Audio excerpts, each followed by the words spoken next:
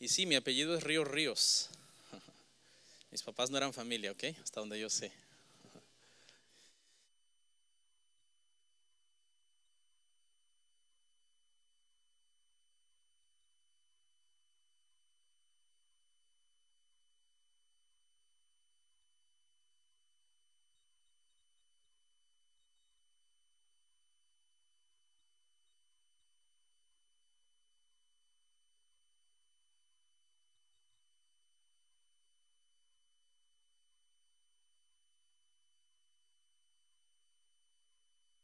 Se va perdiendo el de la mamá, pero bueno, pobres de los que Dios no les dio todavía un varón, ¿verdad?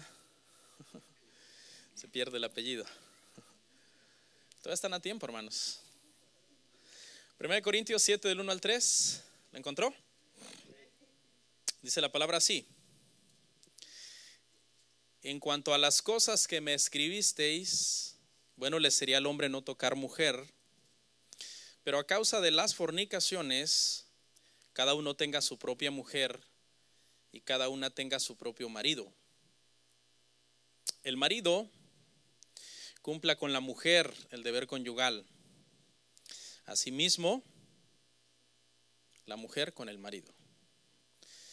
La serie se llama Tiempos Peligrosos y el día de hoy vamos a hablar un tema un poco incómodo para algunos, pero muy necesario para todos, hermanos. Lo hemos titulado Matrimonio y Divorcio. Vamos a orar antes de empezar, amén. Que Dios nos guíe. Padre Santo, te damos gracias. Reconocemos tu bondad, Señor, tu gloria, tu poder. Reconocemos nuestras limitaciones como seres humanos, nuestra tendencia a hacer lo malo, nuestra tendencia a la desobediencia. También sabemos, Padre, que los que somos tus hijos y somos nacidos de ti, tu Santo Espíritu habita en nosotros, nos guía, nos redarguye, nos reprende, nos exhorta, nos consuela, y confiamos, Señor, en que en esa guianza cada día haremos mejor tu voluntad y estaremos más santificados delante de ti. En Cristo Jesús, amén.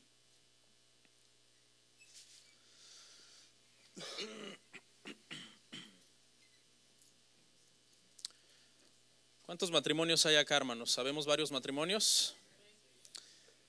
Gloria al Señor. Yo tengo, ya estoy entrando a la edad, hermanos, en que ya se me empieza a olvidar cuántos años de casados tenemos. Uno va envejeciendo, hermanos. El tiempo no perdona.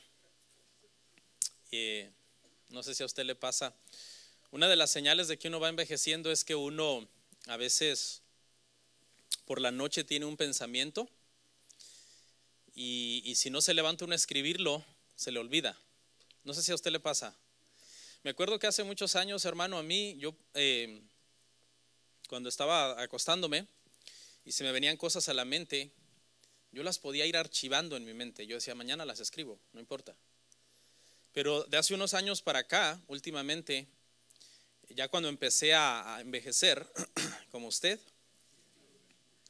también, si no me levanto a escribirlo, al otro día no recuerdo absolutamente nada. Y a veces, no sé si mi esposa se da cuenta que a veces como a medianoche prendo la luz y estoy escribiendo algo que pensé, porque si lo dejo para mañana se me olvida completamente. Los hombres somos muy diferentes de las mujeres. Hoy vamos a ver un poco de esas diferencias que precisamente si no se saben manejar, muchas veces llevan al divorcio a muchas personas. El día de hoy, hermanos, perdón, vamos a terminar nuestra serie, ya, la última serie de este año. Los últimos 3 domingos que faltan, voy a dar 2 temas libres, y en otro de los 3 domingos va a estar con nosotros un predicador invitado. El 23, en 15 días, va a estar con nosotros el hermano David Casas, y vamos a allá terminar nuestro año, hermanos, terminar esta serie. El matrimonio, hermanos, es una idea de Dios. Génesis 2:24 dice, no lo busque, que es la voluntad de Dios que el hombre deje a su padre y a su madre, se una a su mujer y ambos sean una sola carne. Dios instituyó el matrimonio, hermano, es muy antiguo. De hecho, el matrimonio existió antes que la Biblia, antes que la iglesia, antes que hubiera predicadores, ya existía el matrimonio. En el matrimonio, hermano, nosotros podemos ver en la Biblia que hay un antes y un después de la caída del pecado. El matrimonio era una cosa antes de la caída y llegó a ser otra cosa después de la caída. Obviamente la voluntad de Dios para el matrimonio es la santificación, el orden, la procreación, que haya hijos, que haya intimidad, que haya unidad. Pero esos propósitos perfectos en el principio, por eso Jesús dice en el principio no era así cuando se habla del divorcio, se vinieron a arruinar bastante con el pecado. El corazón del ser humano a causa del pecado cambió, se endureció, se entenebreció, comenzó a buscar la adoración de sí mismo. Nosotros las personas somos bien narcisistas, es uno de los problemas que tenemos, pensamos mucho en nosotros y entonces pues el matrimonio, hermano, se ha corrompido en los últimos años. De hecho, actualmente se tiene un concepto negativo del matrimonio. Se cree que a los hombres no les gusta casarse. Se han acuñado frases como cuando alguien ya se va a casar se le empieza a hacer bullying, ¿no? Y se le empieza a decir, oye, ¿ya no quieres ser libre o qué? ¿Ya quieres tener quien te mande? ¿Ya quieres tener a alguien que sea dueño de tu dinero? Automáticamente, aunque uno no quiera, uno comienza siempre a hacer bromas acerca del matrimonio porque se ha llegado a tener un concepto del matrimonio como que es algo malo. Pero la realidad es que es algo bueno, es algo bíblico, es algo instituido por Dios. En cuanto a la sexualidad, Dios dio solamente dos dones en cuanto a la sexualidad. Uno es el don de continencia, ¿okay?, para los que no se van a casar, y el otro es el don del matrimonio. Podríamos clasificar a las personas con respecto a los dones sexuales en dos grupos. Los que tienen el don de continencia, que nacieron así, que no se van a casar, que Dios les dio ese don para servir a Dios, como el apóstol Pablo, y los que tienen el don del matrimonio. El matrimonio es un don. Por eso cuando los apóstoles le preguntan a Jesús, si casarse es algo tan difícil, es mejor al hombre que no se case. Jesús les dice, esto no es para todos, esto es para quien Dios se lo ha dado. Yo tengo el don del matrimonio, no tengo el don de continencia. Y yo creo que todos acá los que están casados, pues es porque tenemos el don del matrimonio. Pero escuche lo que muchas veces dice la gente acerca del matrimonio. Dice unos dichos así un poco jocosos. Dice, la principal causa de divorcio es el matrimonio. O sea, es el problema es el matrimonio, por eso existe el divorcio. Otros dicen, el matrimonio es como el demonio. No sé si han oído eso. Dice otro dicho, el matrimonio es la única guerra donde los enemigos duermen juntos. Se tiene un concepto malo del matrimonio, aunque en realidad es algo bendecido por Dios. Bendecido en toda la extensión de la palabra. Por eso cuando unió a un hombre y a una mujer, Adán y Eva en el principio les dijo, los bendijo y les dijo, llenad la tierra, multiplicaos o juzgad la tierra. Les entregó todo para que ejercieran dominio sobre todo, a un matrimonio, no a una persona en particular como una persona sola, sino como una sociedad matrimonial. Vamos a analizar nuestro pasaje, hermanos, el pasaje que leímos, si está usted ahí en Corintios, y vamos a analizar algunas frases de este pasaje, pero le quiero hablar un poco acerca del contexto de este lugar de Corinto. Corinto, hermanos, era una de las iglesias más corrompidas en cuanto a la sexualidad. ¿Okay? En cuanto a la sexualidad, era una de las iglesias más corrompidas. La mala interpretación de la sexualidad estaba afectando mucho al matrimonio en Corinto. Para ponerle en un contexto actual, Corinto hace 2000 años era lo que más o menos hoy es Las Vegas. ¿Sí? Las Vegas el día de hoy es conocida como la ciudad del pecado. Inclusive las personas que no son cristianas llaman así a Las Vegas. la ciudad del pecado. Hay una frase que dice: lo que sucede en Las Vegas, bien que se lo saben, lo que sucede en Las Vegas se queda en Las Vegas. Es una frase que se ha acuñado porque se entiende que el que va a Las Vegas, no todos obviamente, ¿verdad? Pero se entiende que mucha gente va con propósitos pecaminosos, a apostar, a jugar, a emborracharse, a tener relaciones con prostitutas, o si es homosexual, pues a practicar homosexualidad con otros hombres, o si es lesbiana, a practicar lesbianismo con otras mujeres. Entonces es en ese sentido que esa frase se debe entender: lo que sucede en Las Vegas se queda en Las Vegas. Como si un hombre casado dijera: voy a ir a Las Vegas y voy a ir a hacer de todo allá, y no tiene mi pareja, mi esposa, mis hijos de qué enterarse.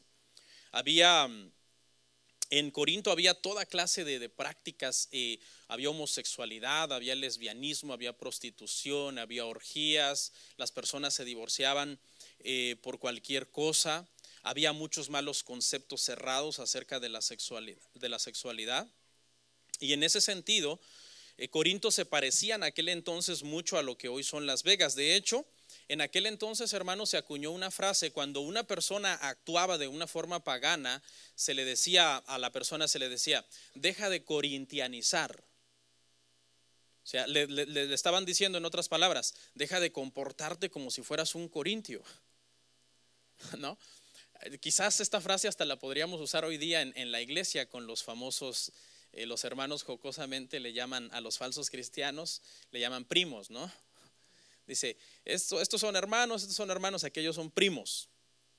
Porque esa expresión se usa como diciendo, como que los frutos que le vemos a esta persona pareciera que no son cristianos. Entonces sería la misma expresión. Decirle a un hermano cuando no anda bien sería decirle: hermano, deje de corintianizar, deje de actuar como si usted fuera un corintio, deje de actuar como si usted fuera un pecador. ¿Okay? Era un lugar muy próspero, se parecía mucho a Las Vegas porque también, hermano, en Corinto se celebraban las Olimpiadas y era un puerto en donde había mucho tránsito, había mucho tráfico. Eso, usted sabe, siempre esos lugares de paso tienen una fama de que hay maldad. Las fronteras, los lugares fronterizos, hay mucha prostitución, hay muchos burdeles, hay muchos nightclubs, hay muchas prácticas que son inmorales. Entonces los Juegos Olímpicos provocaba que hubiera una afluencia de gente tremenda en la ciudad. Mucha gente iba de paso y pues siempre se prestaba para que mucha gente practicara el pecado. La cultura griega, hermanos, tiene la fama de que era una cultura muy inmoral.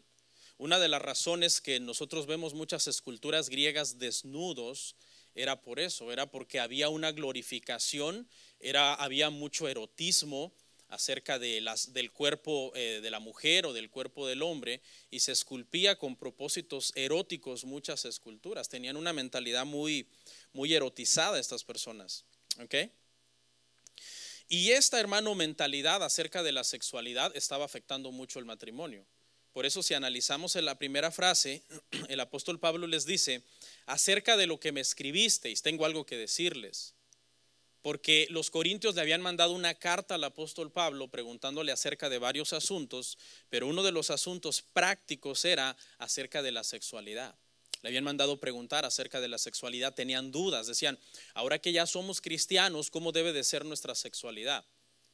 ¿Qué debemos hacer con el tema de los matrimonios, con el tema de los que dicen tener don de continencia? Porque había mucha gente en Corinto que empezó a decir eso, que tenían el don de continencia sin tenerlo, y entonces, como se estaban aguantando por la fuerza sin tener el don, después caían y practicaban fornicación.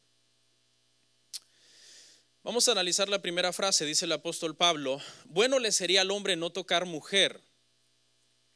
Tengamos cuidado de nunca interpretar la Biblia de una forma aislada, hermanos, de interpretar una frase de una forma aislada, porque si nosotros interpretamos esta expresión de Pablo de una forma aislada, prácticamente Pablo está contradiciendo al Señor. Porque el Señor dice en Génesis 2:24: dejará al hombre a su padre y a su madre, se unirá a su mujer y serán una sola carne. Y Pablo dice: no, bueno le sería al hombre no tocar mujer. Aparentemente como que hubiera una contradicción, pero hay un contexto de por qué Pablo está diciendo esto, y vamos a verlo ahí mismo, pero en el verso 7, 1 Corintios 7:7, para que entendamos por qué Pablo está diciendo esto. Dice: quisiera más bien que todos los hombres fuesen como yo, pero cada uno tiene su propio don de Dios, uno a la verdad de un modo y otro de otro. Es en este contexto que Pablo está diciendo.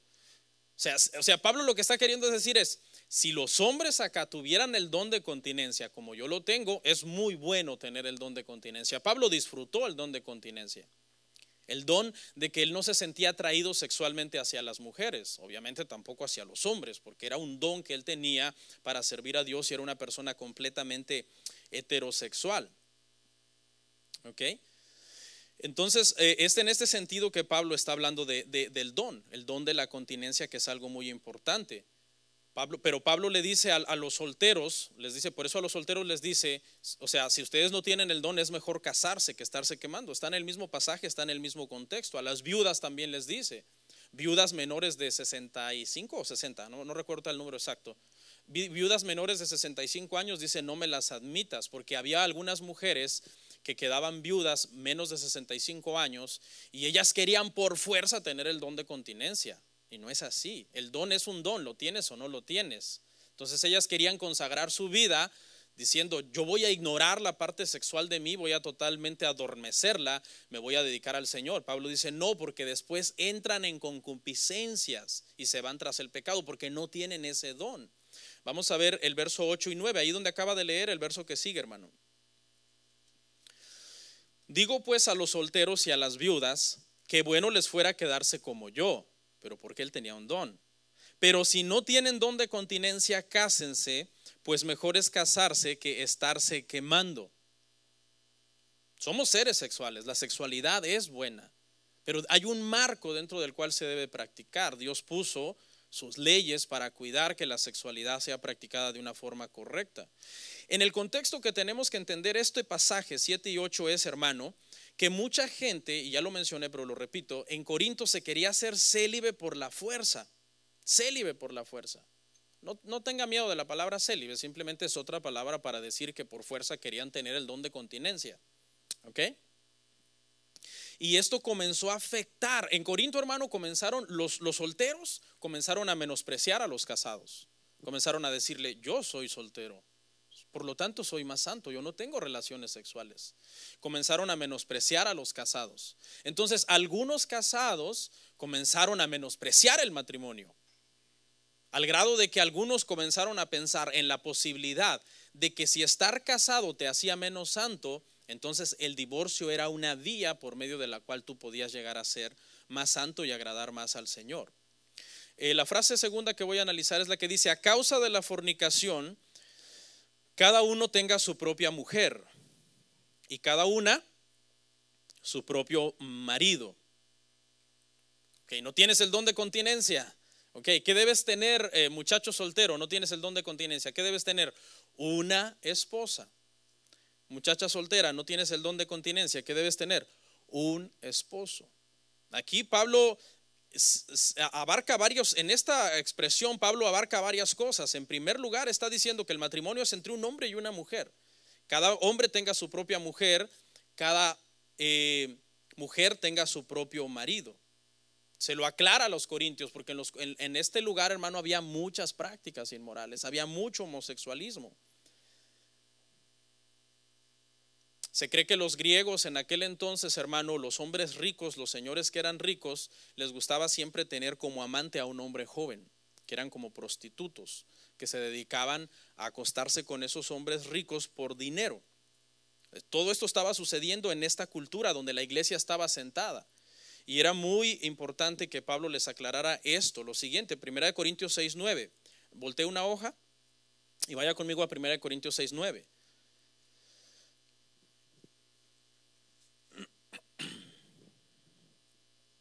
Les dice, ¿no sabéis que los injustos no heredarán el reino de Dios? No erréis, ni los fornicarios, ni los idólatras, ni los adúlteros, ni los afeminados, ni los que se echan con varones. Pablo se los aclara, ustedes viven en una cultura donde la homosexualidad es vista hasta cierto punto como algo muy normal. Hay un rumor, no me consta, pero se lo voy a comentar, usted lo puede investigar, de que esta es una de las razones por las que el ejército de Alejandro Magno era tan fuerte, porque se cree que peleaban entre parejas, es decir, partners sexualmente. Los soldados eran como homosexuales y practicaban. Es un rumor, yo le digo investíguelo, pero yo lo leí hace un tiempo atrás, ahorita no tengo el dato fresco. Okay, por eso llegó a ser un ejército tan poderoso, obviamente también porque Alejandro Magno era un tremendo estratega militar. Hasta el día de hoy algunos ejércitos siguen analizando y estudiando todas las capacidades que ese hombre tenía. Y también hay un rumor de que él era homosexual, ¿no? Y los griegos están un poco enojados por eso, porque se está acusando a Alejandro Magno de homosexualidad cuando es un general que representa de alguna forma la historia y la cultura griega. Okay.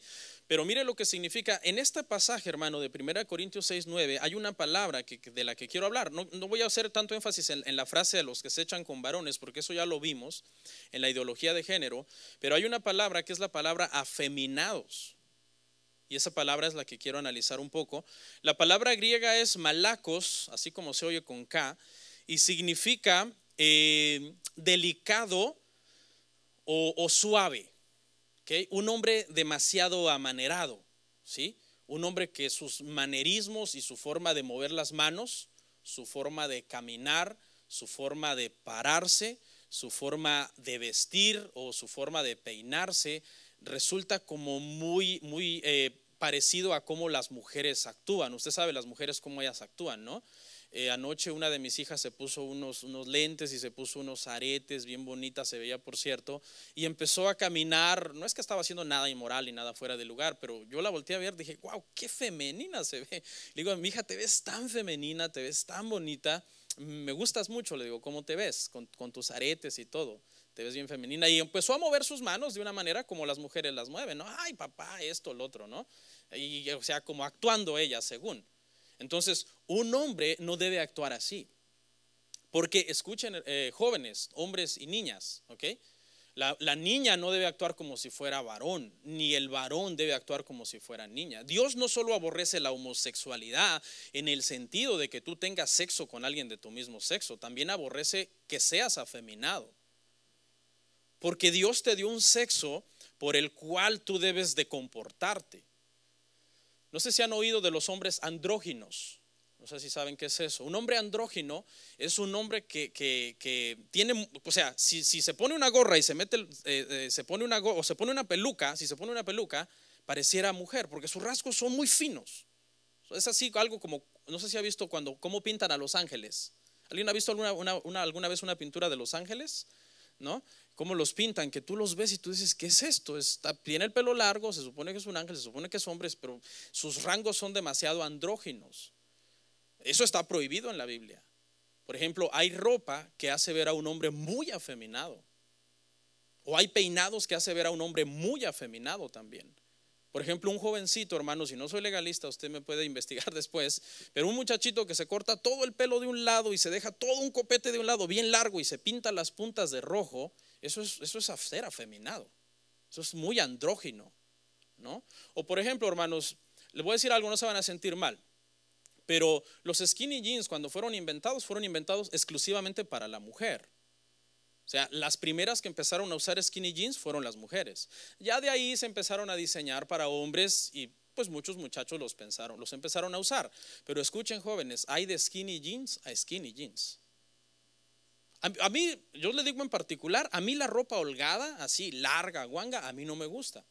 No me gusta, nunca me ha gustado desde que yo tengo memoria. A mí nunca me ha gustado que, por ejemplo, andar arrastrando un pantalón o algo así. Me gusta que me quede cortito y que no me quede así tan aguado, que me quede más o menos, que tenga una proporción con mi físico. ¿Okay? Pero tampoco me voy a ir a un extremo de decir, no, es que voy a ir a pararme ahí enfrente de los hermanos, todo entubado, todo, es una expresión que yo uso, entubado. Búsquela en el griego, hermano, significa apretado. ¿Por qué? Porque la Biblia lo prohíbe. Es más, miren, hermanos, yo les voy a decir una cosa. ¿Sabían ustedes que la Biblia prohíbe el pelo largo a los hombres? Claro, eso es bíblico. Porque deshonroso es al varón dejarse crecer el cabello. Ahorita está muy de moda eso de que los hombres se han hecho muy andróginos. O sea, ahorita hay unos peinados que hay hombres ahorita que se maquillan, muchachos que se maquillan, se hacen las cejas, se pintan las uñas y todo. Pero, o sea, es una cosa tremenda. La Biblia prohíbe eso. Tampoco te voy a decir que vas a andar vestida como una monja, jovencita, ¿no? El otro domingo vienes con tu hábito y no. O tu hombre vas a venir como clavillazo la próxima semana. Una grande ropa, pero todo tiene una medida, todo tiene un balance. Y ahora, ok, yo les voy a decir algo, padres. Nuestros hijos desde que nacen ya traen un sexo asignado por Dios. Pero hay una etapa, hermanos, en donde nuestros hijos no han despertado a su sexualidad. Y en esa etapa de repente tu hijo de 2 años o de 1 año y medio, de 3 años, agarra una muñeca de su hermana y la anda llevando como si fuera Superman, una Barbie, ¿no? Entonces tú lo ves, ay, mi hijo está jugando con una muñeca. No, tenemos que aprender a discernir. O un niño de broma, un niño de 3 años, 2 años y medio, ve los zapatos de su mamá y se los pone. Y tú dices, wow, esto es una alarma, mi hijo es muy andrógino, es muy afeminado. No, porque uno tiene que saber discernir que hay un momento en que nuestros hijos, por allá a los 11, 12, despierta su sexualidad. Empieza la etapa de la pubertad. Los cromosomas que tienen, que son en el caso de los hombres XY y en el caso de la mujer XX, despiertan. Sí, hay una sexualidad dormida todavía dentro de ellos. No que no tengan una sexualidad, está ahí, pero está dormida todavía. Por eso tu hijita de 4 años agarra el carrito de su hermanito y anda, o quiere jugar fútbol y tú dices, wow, mi hija tiene rasgos muy de hombre. Espérate, es que todavía no te adelantes. Uno tiene que saber discernir. Ahora, cuando ya nuestros hijos pasan cierta edad, ¿sí? Ya tu hijo anda por ahí en los 13, los 12, tu hija en los 11, los 12, y tu hijo quiere actuar ahí todo amanerado, tú lo llevas a 1 Corintios 6:9 y le dices, hijo, ser afeminado no es correcto ante Dios. Y lo puedes cambiar. Cambia eso. Tampoco te estoy diciendo que lo vas a agarrar a cachetadas para hacerlo rudo, hágase hombre, que no sé qué. No, porque en los tiempos antiguos, hermano, los padres, escuche, los padres antes, si veían a un hijo amanerado, le daban una golpiza, hermano, para que enderezate, man up. ¿Sí? Actúa. Nos decían muchas cosas, ¿no? A veces iban hasta el extremo ya de que hasta porque uno lloraba. ¿No? A veces a mí me daba mi mamá con el cable de la plancha y yo lloraba.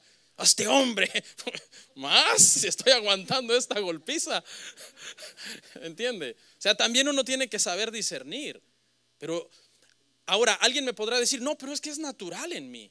O sea, me sale lo amanerado, puede decir un varón, o me sale lo actuar como macho, puede decir una niña. No, los psicólogos dicen que son acciones aprendidas, copiadas. ¿Ok? Son datos científicos en donde hay un cambio en el cerebro. Por ejemplo, se han analizado los cerebros de personas que son homosexuales y los cerebros de personas que son heterosexuales y se ha visto un cambio en el cerebro de las personas que son homosexuales. En las conexiones nerviosas, que son temas médicos y todo eso, hay un cambio. Y entonces la comunidad homosexual comenzó a argumentar, ya ven, por eso somos diferentes, porque nuestro cerebro es diferente. Los científicos dijeron, no, su cerebro se afectó cuando ustedes comenzaron a practicar algo que no es natural. Entonces es una conducta aprendida. En YouTube, hermanos, hay un testimonio de un ex homosexual que se llama Carlos Catari. Si quieren verlo, yo he visto muchos testimonios de ex homosexuales y de ex transvestis y todo eso. Y yo digo, siempre los veo raros, con mala doctrina y diciendo cosas que yo digo, ni lo veo. Pero este hombre me pareció muy centrado, muy real, muy serio. Y entonces él dice que él, cuando se comenzó a sentir homosexual y que se sentía atraído hacia los hombres, él no actuaba manerado, él actuaba como un varón completamente. No tenía ningún manerismo, ningún rasgo afeminado. Pero dice que cuando él se metió a la comunidad homosexual y se empezó a juntar con homosexuales y a ver videos de homosexuales y a actuar en ese entorno, él se volvió amanerado. Y dice que él a veces decía, ¿y por qué estoy actuando amanerado si a mí ni me gusta? Pero lo hacía por ir con el status quo del grupo en el cual él se estaba envolviendo. Dice que una vez que él conoció a Cristo, él dijo, yo no tengo por qué actuar amanerado, y él actúa y habla y mueve sus manos y camina y se viste como un hombre completamente varonil. Porque hasta hay un versículo que dice, ¿no? Sean varoniles, hermanos. Hombres, sean varoniles. Aquí quiero hacer una aclaración porque en los últimos 4 prédicas yo he hablado mucho del homosexualismo. Y yo quiero hacerle una aclaración a los jóvenes que a lo mejor tienen una tendencia homosexual, porque quizás los jóvenes algún joven puede tener una tendencia homosexual aquí o me está viendo en internet y puede llegar a decir, o algún padre puede ver que su hijo tiene tendencias homosexuales y enojarse conmigo y decir, ¿quién es el pastor para decirle a mi hijo qué quiere ser. Si yo lo dejo que sea homosexual, si yo la dejo que sea lesbiana, es problema mío. ¿Por qué el pastor se tiene que meter aquí? Aquí yo le quiero hacer una aclaración. Nosotros como iglesia estamos en contra de la ideología de género en el sentido que nosotros estamos completa y rotundamente en contra de que eso sea enseñado a los hijos, a los niños y promovido con los jóvenes. Pero la persona que quiera ser homosexual o la persona que quiera ser lesbiana, cuando llega a la adultez, eso es problema de la persona. ¿Me entiende? Yo no voy a agarrar a una persona, o sea, yo lo que digo está mal que eso se le permita a los niños, a los jóvenes. Pero cuando tenga 20, 30, qué sé yo, y te diga que es homosexual o te diga que es lesbiana, tampoco lo vas a agarrar con una Biblia, bibliazos y lo vas a golpear. Y tú le tienes que decir, es pecado, pero eso es tu problema. O sea, muchas veces cuando nosotros hablamos contra esto, nos toman como homófobos que andamos persiguiendo a la gente para decirles, deja eso. No, ahí está la enseñanza. ¿Quieres practicar el pecado? Es tu problema, pero sabe que has de dar cuentas a Dios de eso. También en este verso, hermanos, Pablo aclara que la poligamia es algo que a Dios no le agrada. Ahorita hay grupos promoviendo la poligamia con Biblia en mano, pero la poligamia, hermanos, es el resultado del pecado. ¿Okay? El primer hombre bígamo era de la descendencia de Caín, una descendencia perversa, una descendencia maldecida. Veamos Génesis 4:19.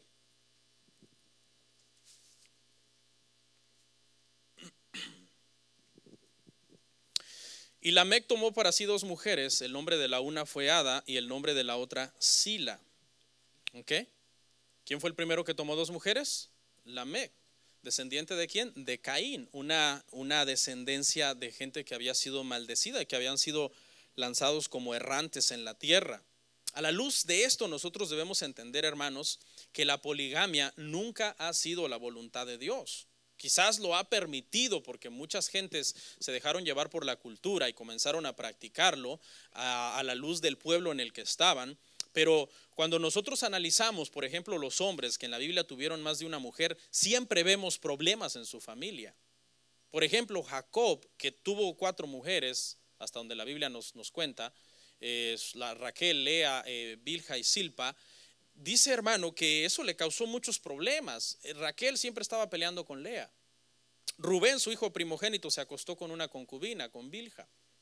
O sea, no es la perfecta voluntad de Dios. ¿Qué me dice de Absalón? Que dice que se metió con las concubinas de David, con las mujeres de David, a plena luz del día. O el caso de Abraham y Agar, que por cierto fue idea de Sara. Y Abraham, como es pecador, era pecador como nosotros, simplemente accedió. Pero mire lo que dice Malaquías 2:15.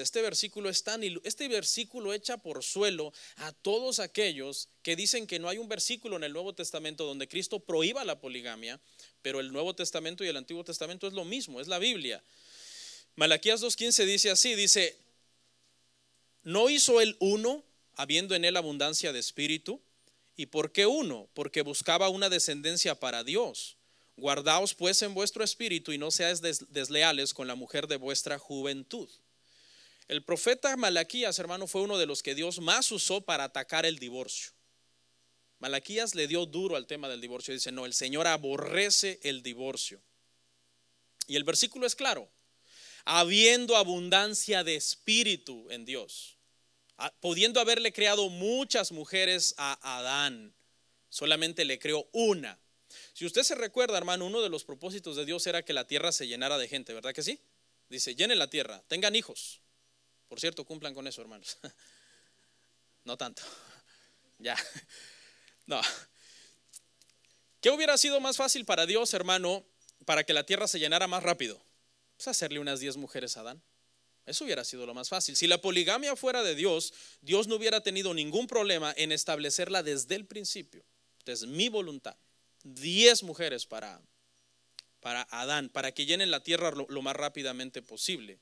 No estoy maltratando el contexto de Malaquías. Vamos al verso que sigue, el 16, para que vea que está hablando del matrimonio. Y la sana interpretación del verso 15 es esa. Es que Dios le hizo solo a Eva, a Adán. No le hizo otro hombre, no le hizo muchas mujeres, le hizo una sola, una mujer. Le dice, porque Jehová Dios de Israel ha dicho que él aborrece el repudio. Dios aborrece el divorcio. Dice, y al que cubre de iniquidad su vestido, dijo Jehová de los ejércitos, guardaos pues en vuestro espíritu y no seáis desleales. Es decir, tienes que serle leal a tu mujer. No puedes andar buscando otras mujeres. No puedes estar teniendo relaciones sexuales con otras mujeres. Tu mujer, sé leal, dice, con la mujer de tu juventud. Y esto da a entender, hermano, que hasta cierto punto es la voluntad de Dios que uno se case desde joven, podríamos decir, si lo analizamos a la luz de la Escritura. Claro que sí, porque es la voluntad de Dios. Hay muchas desventajas en tener hijos ya muy viejo, la misma ciencia lo dice. Y que desde ahí, están aplaudiendo los jóvenes, y que desde ahí, ¿hasta cuándo? Sé leal con la mujer de tu juventud hasta la muerte. Dice cuando te casan, hasta que la muerte los separe. ¿Y es bíblico? Sí, claro que es bíblico. Por eso dice, lo que Dios ha unido, y eso sí es bíblico, el hombre no lo separe. ¿Okay? Entonces aquí ya Pablo aclara dos cosas. En primer lugar dice que los afeminados, los homosexuales, eso no es la voluntad de Dios. La poligamia no es la voluntad de Dios también. El hombre y la mujer deben perdonarse sus pecados. Si el hombre peca contra la mujer debe perdonar a su esposo. Y si el esposo peca, pues, ¿verdad? La mujer peca, el hombre también debe perdonar a su esposa. Es muy importante, hermanos, soportarnos. El matrimonio, hermanos, es difícil. El matrimonio se necesita que ambos seamos cristianos para poder sacarlo a flote. ¿Ok? Hombre, si tú no tienes temor de Dios, si tú no vives tu matrimonio a lo que Dios manda, tu matrimonio prácticamente va a ser una de las peores experiencias que tú vas a tener. Pero si tú pones tu matrimonio en Dios, Señor, dirígenos, vas a estar bien y vas a estar contento y vas a estar feliz, porque ese es el propósito. Dios es el que nos hace felices en el matrimonio, hermano, no la pareja. La pareja, pues Dios nos la da y todo, pero es un ser humano, pecador, lleno de defectos, orgulloso. Estoy hablando por mí, ¿ok? Controversial. ¿Tú crees que tu pareja te va a hacer feliz? No, tu pareja te va a dar muchas amarguras, igual que las que tú le vas a dar a tu pareja. ¿Quién los va a ayudar a ser felices? Dios. Es Dios el que es la felicidad realmente del matrimonio. Por eso, hermanos, jóvenes, yo le voy a decir una cosa, jóvenes que a veces crecen en la iglesia y llega un momento en que dicen, no, pues ya acabó mi etapa de iglesia, sigue mi etapa de mundo. Ok, allá en el mundo te vas a conocer a alguien. Luego hay gente que me escribe y quiere que se les arregle la vida cuando se casaron con un incrédulo, con un perverso que no conociste en las cosas de Dios. Entonces, pastor, ayúdeme a arreglar mi matrimonio. ¿Con quién te casaste? No, pues con fulano. ¿Dónde lo conociste? En un baile, tomando. Ahí está el problema. Continuemos. También el concubinato, hermanos, es algo que Pablo está condenando acá. Las concubinas, hermano, eran esposas de segunda categoría. Eran amantes, pero en aquel entonces, escuche, eran amantes oficiales. ¿A qué me refiero? Eran amantes que la esposa daba el permiso. Hoy no, hoy las amantes la gente las tiene escondidas, ¿no? No andar diciendo, hey, mi amor, te presento a mi amante, mira su foto. No, las tiene escondidas. En aquel entonces eran esposas de segunda categoría oficiales. Los hombres practicaban el concubinato. Muchas veces, hermano, como en el caso de Abraham, la misma Sara se lo sugirió, hermanos, a ellos. ¿Ok? Pero obviamente, hermanos, el concubinato está prohibido en la Biblia. Escuche, Primera de Reyes 11, 3 al 4. Y tuvo 700 mujeres reinas y 300 concubinas, y sus mujeres desviaron su corazón. Y cuando Salomón era ya viejo, sus mujeres inclinaron su corazón tras dioses ajenos, y su corazón no era perfecto con Jehová su Dios, como el corazón de su padre David. ¿Qué pasó en el corazón de Salomón? Aunque era muy sabio, sus mujeres acabaron haciendo influencia sobre él. Me llama la atención que la Biblia especifica que cuando él se hizo viejo. ¿Sabe por qué, hermano? Porque los hombres envejecemos, y cuando envejecemos perdemos fuerza. Nuestra testosterona baja y perdemos mucha fuerza. Entonces, claro, una mujer joven va a manipular a cualquier viejito con el que se haya casado. ¿Sí? Comienzas a aceptar muchas cosas. Y fue ese momento de debilidad que el corazón de Salomón, hermanos, se desvió. No era la voluntad de Dios que Salomón tenía muchas mujeres. Deuteronomio 17, 17. Escuche las instrucciones para los reyes. Y específicamente este pasaje es para los reyes. Ni tomará para sí muchas mujeres para que su corazón no se desvíe, ni plata ni oro amontonará para sí en abundancia. Había 3 cosas que un rey tenía prohibido amontonar en aquel entonces para que su corazón no se llenara de orgullo y de avaricia y de materialismo: caballos, oro y mujeres. Las 3 cosas Salomón las amontonó: caballos, oro y mujeres, sobre todo mujeres. 1000 mujeres, hermano, imagínense. Pero estaba estrictamente prohibido en la ley que un rey hiciera eso. Pero como Salomón era un pecador, como usted y como yo, nosotros somos iguales, hermano, que Abraham, que Salomón, que Elías. Tenemos las mismas tentaciones. La Biblia dice que Elías era un hombre sujeto a pasiones como las nuestras. Muchos a veces hablamos de Abraham. Ese Abraham, no era la voluntad de Dios que se metiera con Agar, y nos entra un celo, ¿no? La voluntad de Dios. Pero yo te aseguro que tú también hubieras aceptado. Si tu mujer te empezara a rogar desde el día de hoy: mi amor, yo pienso que tú deberías tener una concubina, mi amor. Y tú al principio vas a decir: mi amor, ¿qué pasó, mi amor? Soy un hombre santo, un hombre de Dios. Pero que ella insistiera: amor, es que yo siento que tú necesitas una concubina. Mira, amor, ya sabes que yo a veces no te puedo atender bien porque estoy enferma, estoy cansada. Y te rogara y te rogara y te rogara. Ya al año tú dirías: mi amor, fíjate, ¿qué me estabas diciendo de la concubina? Y que te dijera: es más, sabes, yo lo voy a permitir, yo te la voy a buscar. Una joven, yo ya estoy vieja, una joven, bonita. ¿Cómo la quieres? Hermano, porque nuestro corazón es perverso, nuestro corazón es malvado. Entonces muchas veces juzgamos a Abraham, pero somos iguales de pecadores o peores. Y luego Pablo resume ahí y sigue diciendo: el marido cumpla el deber conyugal con la esposa y la mujer cumpla el deber conyugal con su marido. La corrupción sexual, hermano, había llegado a tal punto en Corinto que era un desorden. Los matrimonios empezaron a colapsar porque la mujer se empezó a negar a su marido, el hombre se empezó a negar a su mujer. Le voy a decir algo, hombre: si usted no cumple su deber conyugal con su mujer, usted es un pecador. Arrepiéntase. Mujer también, mujeres, escuchen. Si usted, mujer, pasa negándose a su marido por venganza, por resentimiento, que porque yo tengo tabú, estoy traumada, usted es una pecadora.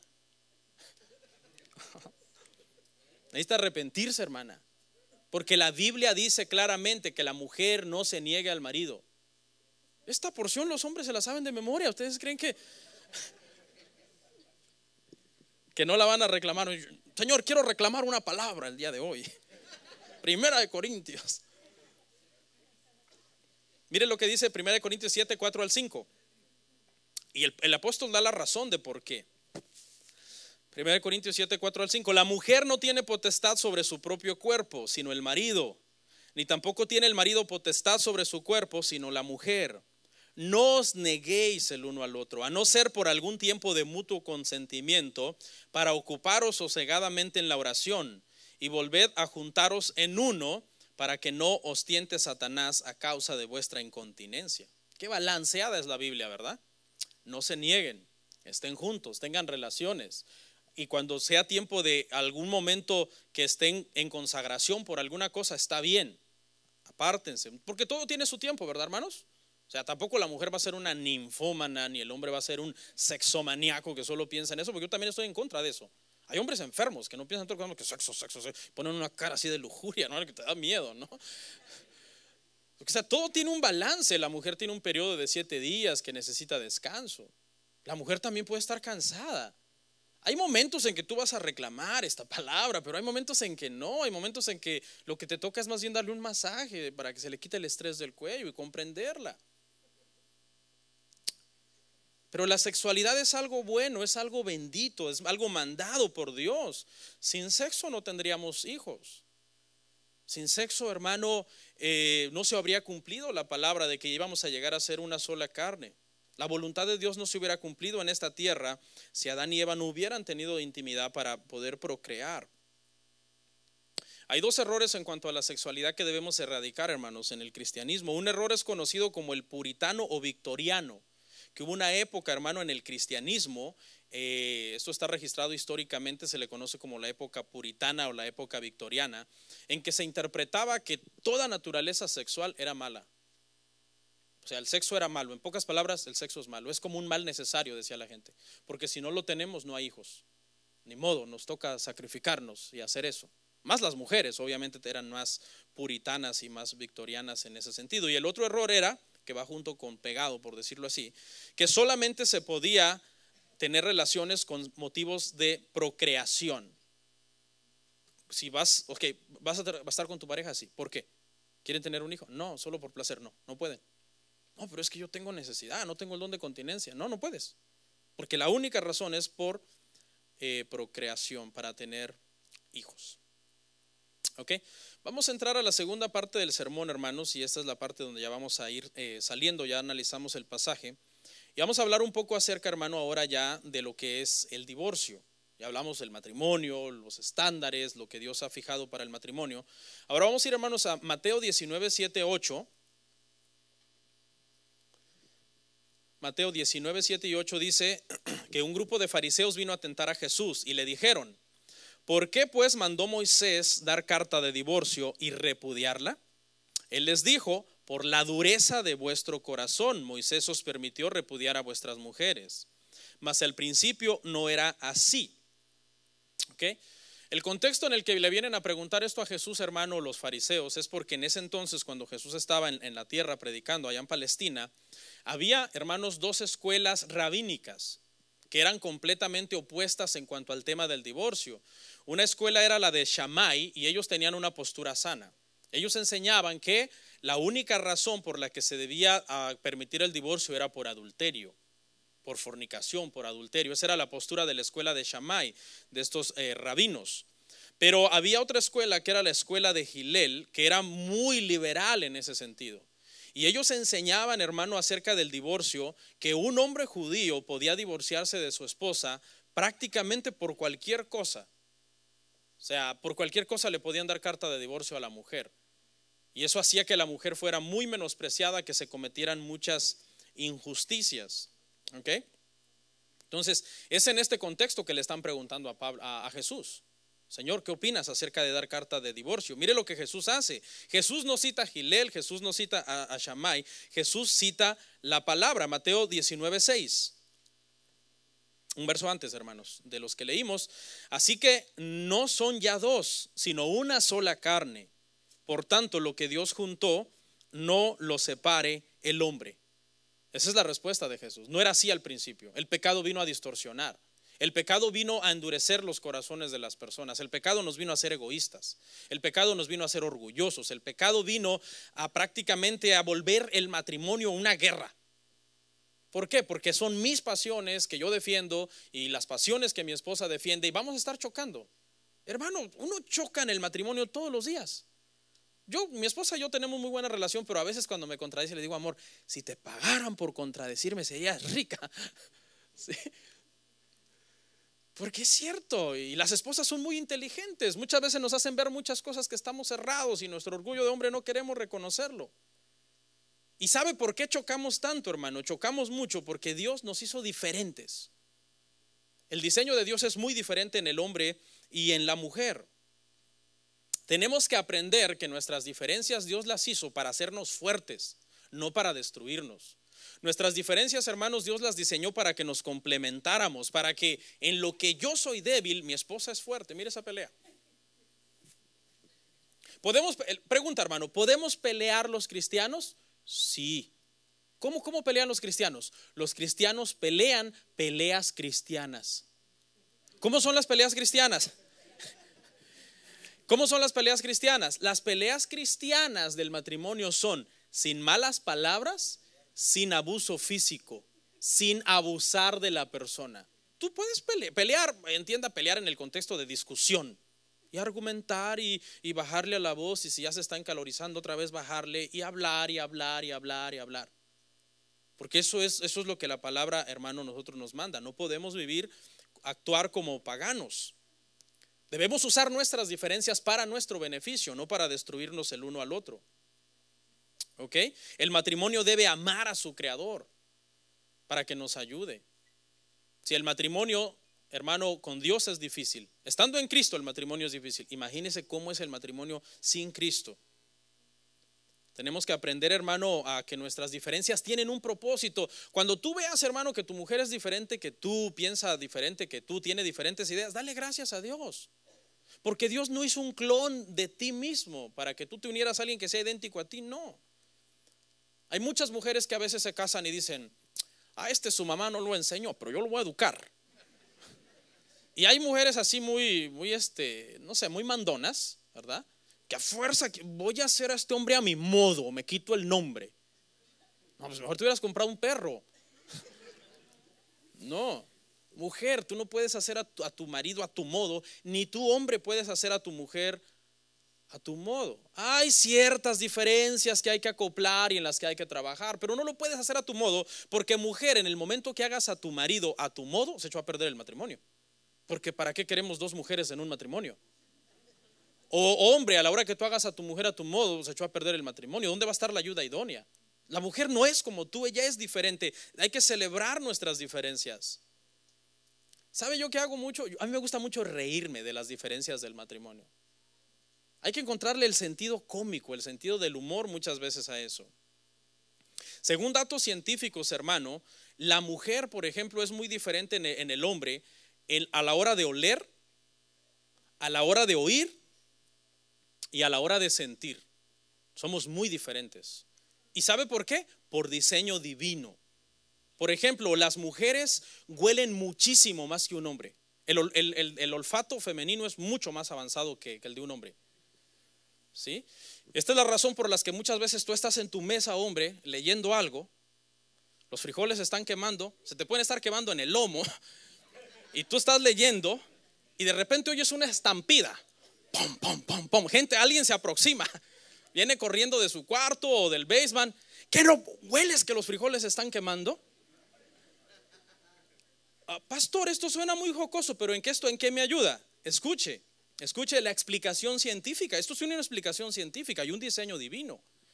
Dicen los doctores, los médicos, hermano, que cuando la mujer se embaraza, se desarrollan de una forma exponencial el olfato. De una forma extraordinaria desarrollan el olfato. Hay ciertas glándulas, no sé los nombres técnicos, ¿verdad? Y todos los circuitos neuronales, pero activan el olfato de la mujer de una forma exponencial. ¿Para qué sirve esto? Esto sirve para que la nueva mamá sepa si su bebé necesita que se le cambie el pañal. ¿No han visto a las mujeres? Te dejan al bebé, el bebé ya se hizo hace una hora y llegan, aquí huele raro. Casi son sabuesos, hermano. Y tú le dices, no, mi amor, todo bien. Y llegan, hermano, agarran el niño y lo clásico, le ponen la nariz, ¿verdad? En el pañal. No, este niño está hecho. Ya hace rato que este niño se hizo. Ese es el propósito. Dios hace que la mujer desarrolle el olfato también, por si la mujer estaba a punto de darle de comer a su hijo, a punto de darle a comer. No, esta comida está echada a perder. Vámonos. No, uno se la da, hermano, uno de hombre. ¿Sí? Después el niño está todo enfermo, pero hay una explicación científica. Hay un cambio y si al que no me crea, vaya, investigue, haga la investigación médica. Los médicos corroboran todo esto. ¿Y sabe quién no hace estos cambios en la mujer? Es Dios. Por eso la mujer, Dios está tratando de proteger al bebé, para que el bebé no se vaya a comer algo echado a perder, no se vaya a rozar cuando se está hecho del baño. Y si hay un incendio, hermano, no necesitas alarma, nomás tu mujer se para y incendio, vámonos, y saca al bebé. Saca al bebé y se lo lleva. Escuche, todos esos cambios, ¿quién los generó? Dios. ¿Para qué? Para proteger al bebé. ¿Por qué tú no los tienes, hombre? Porque eres hombre, eres diferente. Y ahorita vamos a llegar ahí. Pero también las mujeres oyen más. ¿Sí? La mujer oye más. Y hay una explicación científica de por qué oye más. Los hombres generalmente oímos menos. Por eso la típica respuesta del marido es ¿ah? Nosotros no salimos de aquí. ¿Cómo? ¿Qué? Que saques la basura. ¿Ah? A veces no nos conviene también, ¿verdad? Pero hay una explicación científica, hermano. Según los expertos, hermano, la mujer cuando da luz, en el momento en que el bebé está pasando por su cavidad vaginal, produce un cambio en el cerebro. Y ese cambio en el cerebro, hermano, activa su oído también. ¿Ok? El propósito es, hermano, que cuando el bebé está llorando, por ejemplo, hermanos, en las mañanas, es más fácil que ella oiga que el hombre oiga. ¿Ahora entienden, hermanas? ¿Sí? Es una explicación científica. ¿Ustedes creen que nosotros nos queremos perder esos lloridos a las 3, 4 de la mañana? No queremos, sino que Dios hizo que la mujer oiga más para cuidar la vida del bebé. Dios sabe que el hombre se va a levantar a trabajar. Con esto no estoy diciendo que no nos levantemos, pero estoy hablando de una generalidad, de la sabiduría de Dios. Eso es lo que estoy hablando. ¿Usted cree que uno se lo quiere perder? No, pero Dios sabe. Comprendan, hermanas. También las mujeres, hermanos, sienten más. Según datos, cuando nace el bebé en el cerebro de la madre, la primera vez que lo ve, hay una activación, hermano, en unos circuitos neuronales, que son los circuitos neuronales que la mujer usa para enamorarse de un hombre. O sea, esos circuitos neuronales se activaron el día que tu esposa se enamoró de ti. Bueno, espero que se hayan activado. O tal vez nunca te amó, ¿no? Algún día tal vez se van a activar. Supongo que en los tuyos sí, ¿no, amor? Bueno, esos mismos circuitos neuronales, cuando mi esposa me vio, wow, y surgió algo en ella, un enamoramiento. Cuando las madres ven sus bebés, pum, los mismos circuitos se activan y se enamoran del bebé. Esa es la explicación científica, y el propósito, hermano, es para que la mujer proteja al bebé, haya un enamoramiento del bebé. Por eso muchas mujeres, cuando son abandonadas por los hombres, de una forma sobrenatural sacan adelante a sus hijos. Hasta mejor. Yo conozco muchas mujeres solas que le dan mejor vida a sus hijos que hombres que tienen matrimonio con hijos y todo. Entonces hay unas diferencias que no hay que pelearnos por ellas, hay que celebrarlas y quizás reírnos, pero también en un balance. Por ejemplo, la diferencia, hermanos, en la crianza de los hijos. Los padres y las madres somos completamente diferentes en la crianza. Los hombres tenemos, ¿qué fama tenemos los hombres? ¿De ser qué? Distraídos, ¿sí o no? Esa es una fama que nos hemos ganado a pulso, porque sí es cierto, somos unos distraídos, yo lo reconozco. Yo hasta el día de hoy, si mi esposa me dice, pásame algo en la cocina, ¿dónde está? Toda la vida, ¿dónde está? Y las mujeres a veces las exasperamos, y con justa razón, porque yo creo que las mujeres, oye, ¿este será tonto? O sea, tenemos 5 años en esta casa, él sabe que las cucharas están en ese cajón y me pregunta que dónde están. Y las mujeres nos tienen paciencia, varones. Pero pues que Dios nos hizo así. Somos distraídos. El hombre en la crianza, hermano, el hombre cuida de una forma general. El hombre cuida así como en general a todos, ¿ok? Está por encima, llega del trabajo, echa una vista a ver si no se quemó la casa. Una vista general, un paneo así general, un saludillo por ahí medio tibiezón, hola, ¿cómo están? Y se va por allá, se baña. Él está como en su mundo, él está como en su burbuja. Pero no crean que no les amamos. Lo que pasa es que somos diferentes. La mujer cuida de una forma más específica cada cosa. Cuida a cada niño. A ver, peínate, lávate los dientes, tú ponte la pijama, vete a la cama. Ustedes lean un libro, ustedes hagan, deja esa computadora, deja esa iPad y recogen un zapato y recogen esto y recogen lo otro. O sea, son específicas, van por targets. Esto, el hombre no, el hombre ve por encima de todo. Pero sí hay un amor, amamos de una forma diferente. ¿Por qué? Escuche. Cómo Dios, hermanos, es tan sabio en cómo Él nos hizo. ¿Ok? El padre, por ejemplo, ¿cuál es el propósito del padre? El padre, hermano, es alguien que es un poco rudo con los hijos. Los juegos del padre, los juegos de la madre son muy diferentes, ¿verdad? Nosotros los padres muchas veces llegamos y le damos un clásico coquito al niño. Hola, mijo, ¿cómo estás? Es típico. O le decimos, los padres nos gusta ponerle apodos a nuestros hijos. Cabezón, ¿cómo estás? ¿Sí? Por ejemplo, a mí, pero obviamente en un sentido de amor y todo, a veces a Max le digo, cabeza de alcornoque. Y el otro día me dijo, papá, ¿qué es un alcornoque?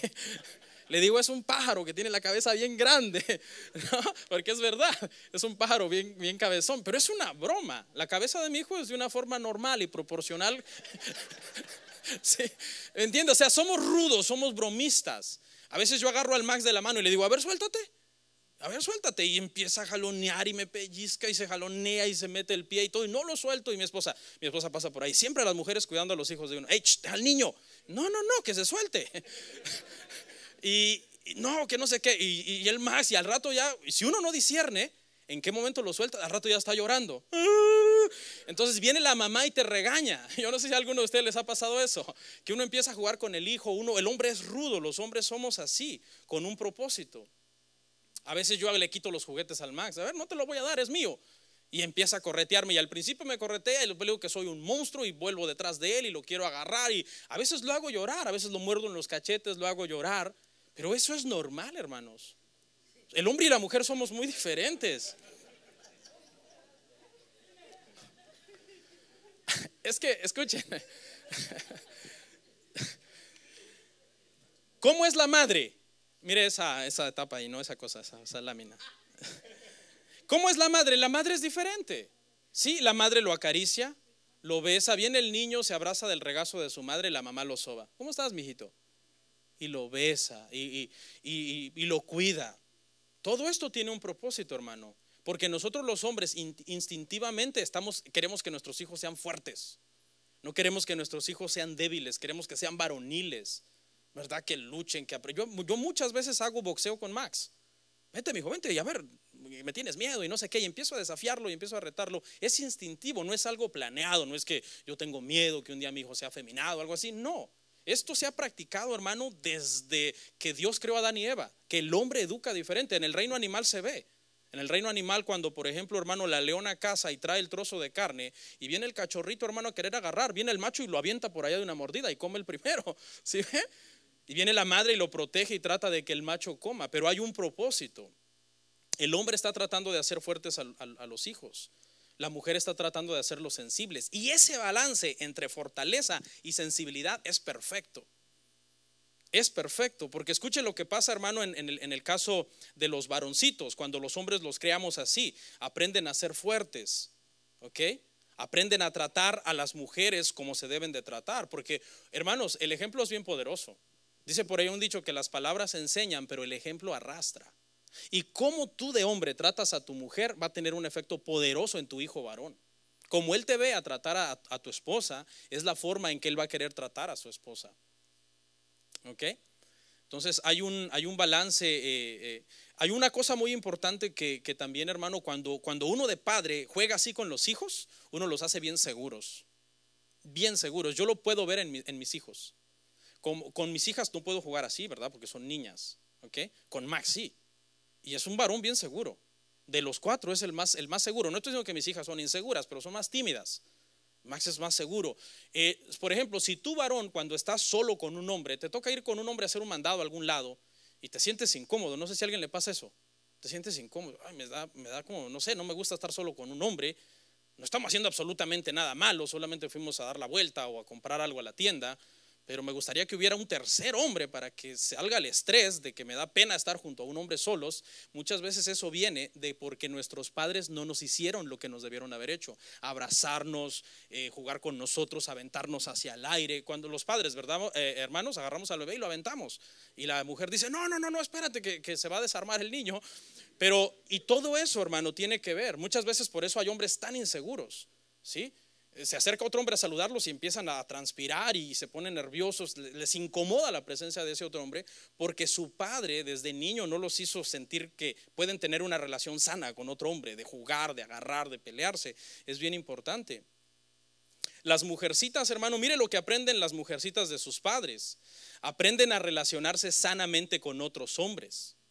Sanamente. Una mujercita que el padre no tuvo contacto físico con ella, no la abraza, no le dice eres mi princesa, estás bien bonita, yo las agarro, las beso, les cuento chistes, les digo que me cuenten qué soñaron anoche, tengo una relación con ellas, hablamos, a mi esposa la tenemos cansada de tanto que hablamos, pero yo estoy trabajando en que ellas sean seguras. Si tú no le das todo ese afecto y debe haber contacto físico, hermanos. En los hombres, con nuestras hijas, obviamente con respeto y con mucha sabiduría y con mucho temor de Dios, pero debe haber contacto físico. Si nuestras hijas crecen sin contacto físico con nosotros de hombres, ellas después no van a tener relaciones sanas con otros hombres. Siempre van a estar desconfiadas, siempre van a tener un concepto equivocado del matrimonio. Entonces, padres, no sean fríos emocionalmente con sus hijos, porque eso les afecta, los hace inseguros, los daña. El varón, hermanos, que hace a sus hijos, hace que sus hijos se refugien en su mamá, en el concepto de que es demasiado frío, eso es algo malo. Un hombre demasiado frío con sus hijos y los niños buscan refugio, pero siempre en la mamá, les afecta en su desarrollo sexual a los hijos. Una niña que crece con un padre frío o abusivo que maltrata a su mamá, nunca va a tener una relación sana con los hombres. El concepto que ella se está formando es: los hombres son malos, los hombres no son de confianza, porque este hombre, que es el hombre que más me debía de amar, pues es mi padre, no se acerca a mí y trata mal a mi mamá. Esa mujer va a crecer, hermano, cuando sea grande va a ser otra Paquita, la del barrio, que aborrece a los hombres. Muchas niñas traen ese problema desde su casa, porque crecen a la luz de un padre abusivo y un padre frío con ellas, y que abusa de sus madres. ¿Qué concepto crees que tu hija se está formando de los hombres? Que los hombres son malos. Según científicos, muchas de estas mujeres cuando crecen buscan una mujer que sea su partner, con quien sentirse seguras, porque sienten que si se buscan un hombre no les va a ir bien, porque ese es el concepto que traen. Las madres, hermanos, que tratan mal a sus esposos también hacen un daño terrible a sus hijos. Las madres feministas que tratan mal a sus maridos. Por ejemplo, mira el daño que le haces a tu varón, mujer. Si tú tratas mal a tu marido, tu hijo crecerá creyendo que ese hombre no es tan cool. ¿Por qué? Porque él ve a su papá las regañizas que recibe, las humillaciones que él recibe, cómo no tiene carácter para contestarte, cómo lo dejas callado y quítate de aquí. Tu hijito varón dirá creciendo y pensando: no, es que ser hombre no es tan bonito. Mira, el hombre que es mi modelo es un mandilón, es un mandado. Yo quiero ser como mi mamá. Ella es la que... Deduzcan el resto, ¿no? La niña, una niña que crece a la luz de una madre mandona, llegará a pensar que un hombre no sirve para nada. ¿Sí? Una niña que crece a la luz de una madre mandona, que maltrata al marido, que ofende al marido. Entonces, hermano, hay diferencias en nosotros. Y esas diferencias Dios nos las dio para cumplir un trabajo en conjunto, para que seamos un equipo. Nunca vas a ser igual que tu mujer, hombre. Nunca vas a ser igual que ella. Ellas son multitareas. Ellas pueden hacer 1000 cosas a la vez: calentar tortillas, cambiar al niño, hablar por teléfono, apagar la tele, mientras que tú estás en la mesa. Es la verdad. Ahora voy a concluir con esto, hermano, acerca del divorcio, y es con el consejo de que usted luche por su matrimonio y no se divorcie. Según expertos, hermanos, en el matrimonio se necesitan entre 9 a 14 años más o menos de casados para comenzar a arreglar muchas cosas que los primeros años eran un lío. Se necesitan entre 9 a 14 años. O sea, ya cuando tú estés en ese rango de 9 a 14 años de casado, tu matrimonio entra, según estos expertos, en un lapso de madurez en donde ya superaron muchos problemas que tenían cuando tenían 1 año de casados, cuando tenían 3, cuando tenían 5, cuando tenían 7. Ahora entraste a un lapso en donde ya se conocen mejor. Entonces, las personas que, por ejemplo, tienen 2, 3 años de casado y se divorcian, ni siquiera han llegado a esa etapa, en donde van a llegar a tener la madurez, hermanos, para tener un matrimonio sano. No renuncie a su matrimonio por cualquier cosa, luche por su matrimonio. Jesús no renunció, Jesús se quedó en la cruz hasta el final, por su esposa la iglesia, por sus hijos nosotros, aguantó todo lo que él aguantó en la cruz. Otro dato, con esto termino. Según datos, hermano, mucha gente que tiene un matrimonio hostil se debe a que hablan menos de 1 hora por semana. Menos de 1 hora por semana hablan el hombre y la mujer. No tienen una comunicación sana donde están platicando, donde son amigos, donde se relacionan. Y solamente comienzan a hablar cuando llegan a la idea de que se van a divorciar. Comienzan a hablar: ok, hablemos. ¿Quién se va a quedar el carro? ¿Quién se va a quedar la casa? ¿Cuándo vas a ver tú los niños? ¿Qué día los vas a ver tú? ¿Qué día los voy a ver yo? Y según datos, hermano, muchos matrimonios, cuando llegan al proceso del divorcio y comienzan a hablar porque se están tratando de divorciar, se reconcilian. El simple hecho de comenzar a hablar de una forma pacífica les hace un bien. Así que, hermanos, las leyes civiles pueden unir a un hombre y a una mujer en matrimonio, pero solo Dios nos puede unir espiritualmente para vivir un matrimonio sano, para vivir un matrimonio de acuerdo a su voluntad. El divorcio no es su voluntad. El Señor aborrece el divorcio. Oramos.